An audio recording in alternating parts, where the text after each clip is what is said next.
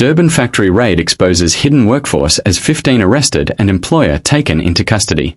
A coordinated law enforcement operation in Chatsworth has once again brought attention to a complex and often sensitive issue: illegal employment and the enforcement of immigration laws. But beyond the arrests and inspections, this incident opens up a broader conversation about economic pressure, regulatory oversight, and the realities facing both employers and workers in today's environment. Authorities moved into a factory in the Durban area as part of a joint operation involving police, employment and labor inspectors, and officials from Home Affairs.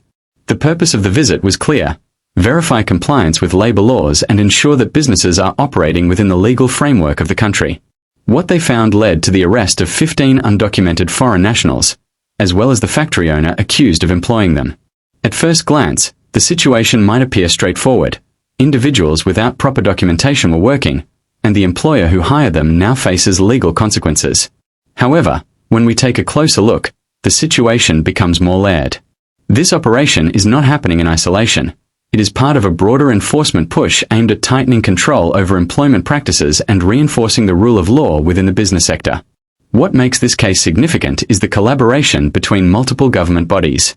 Police officers ensured security and enforcement, labor inspectors focused on workplace compliance, and Home Affairs officials verified immigration status. This multi-agency approach reflects a growing recognition that issues like undocumented employment cannot be addressed by a single department alone. It requires coordination, data sharing, and a unified strategy. This situation highlights a key tension within many economies: the balance between protecting local job opportunities and managing the realities of migration. Governments often emphasize the need to safeguard livelihoods for citizens, especially in regions where unemployment remains a pressing concern. By targeting illegal employment practices, authorities aim to ensure that businesses do not bypass regulations in ways that disadvantage legally eligible workers. At the same time, it raises questions about the conditions that lead to such scenarios in the first place. Why do employers hire undocumented workers? In many cases, it can be tied to cost-cutting measures. Workers without legal status may be more vulnerable and less likely to demand fair wages or proper working conditions. This creates an uneven playing field where compliant businesses may feel pressured to compete with those operating outside the law. For the individuals arrested, the implications are equally serious.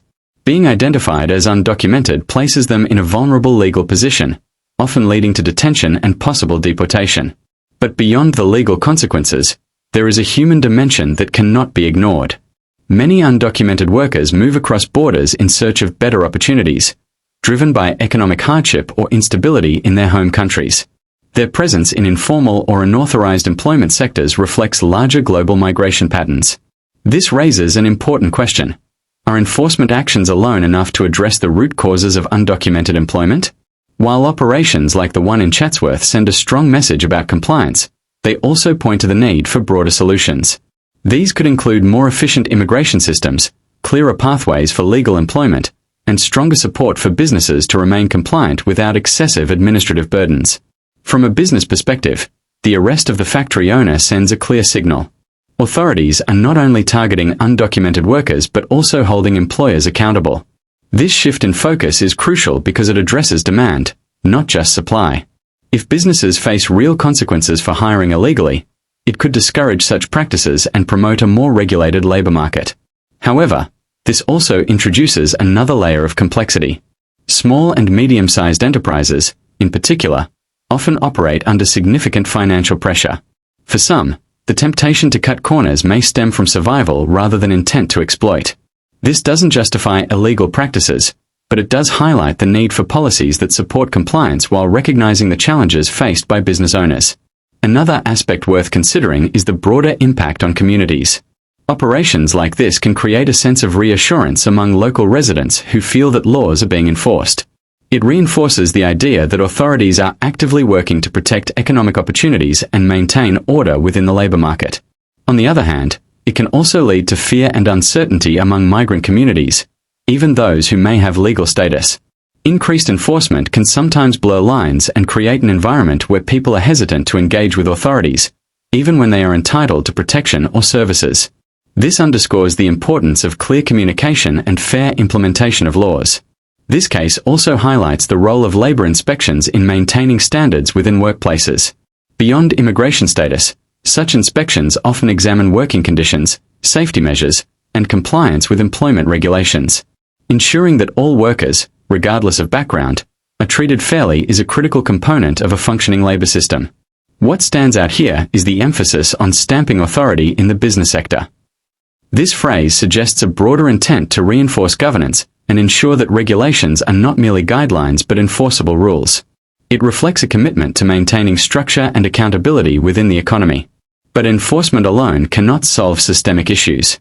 This situation raises questions about how governments can create environments where compliance is both achievable and sustainable.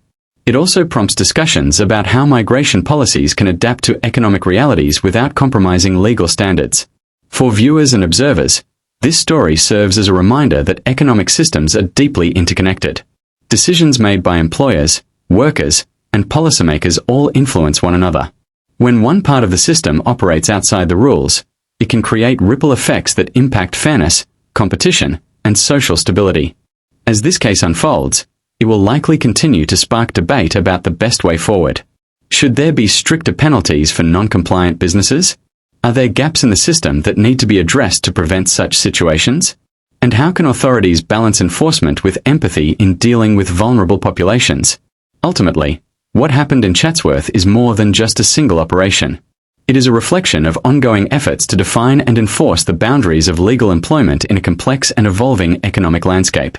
It shows the challenges of maintaining order while addressing the human and economic factors that drive people's decisions. And perhaps the most important takeaway is this: behind every enforcement action lies a deeper story about opportunity, regulation, and the pursuit of stability, both for individuals trying to make a living and for a system trying to ensure fairness for all.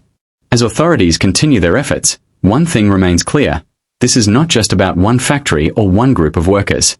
It's about the kind of economic environment being shaped for the future, and the choices that will determine whether that environment is inclusive, fair, and sustainable.